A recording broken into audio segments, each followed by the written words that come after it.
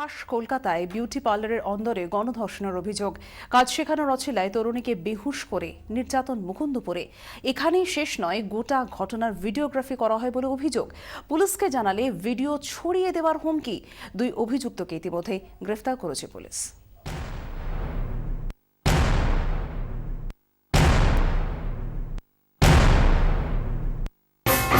মুকুন্দপুর এলাকার ঝাঁ চকচকে বিউটি পার্লার।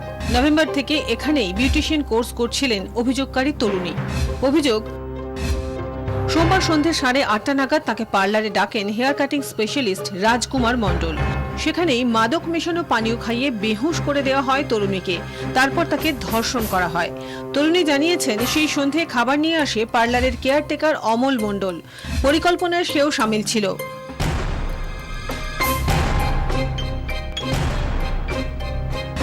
শুধু গণধর্ষণেই শেষ হয়নি নির্যাতন। তরুণীর অভিযোগ, পুরো ঘটনার ভিডিও করে রাখে রাজকুমার। তরুণী পুলিশকে জানালে সেই ভিডিও ছড়িয়ে দেওয়ার হুমকিও দেয় সে। গোটা এই টাইম পিরিয়ডটা ভিডিও রেকর্ডিং করা হয় এবং ওই তরুণীকে প্রাণনাশের হুমকি দেওয়া হয়, হত্যা করে দেওয়া হবে বলে হুমকি দেওয়া হয় যদি সে পুলিশের কাছে যায় বা কারোর কাছে মুখ খুলে। এমনকি এই ভিডিও রেকর্ডিং যেটা করা হয়েছে সেই ভিডিও রেকর্ডিংটাও ছড়িয়ে দেওয়া হবে বা ইন্টারনেট সাইটে আপলোড করে দেওয়া হবে, এমনটাও ওই তরুণীকে হুমকি দেওয়া হয়। তবে হুমকিতে মাথা নোয়াননি তরুণী।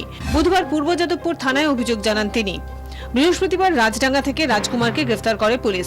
পার্লারের কেয়ারটেকার অমলকেও গ্রেফতার করা হয়। পুলিশ জানতে পেরেছে, বেশ কিছুদিন ধরেই ওই তরুণীকে টার্গেট করেছিল ধৃত রাজকুমার। ঘটনার ভিডিও সে কোনোভাবে ছড়িয়ে দিয়েছে কিনা খতিয়ে দেখছে পুলিশ।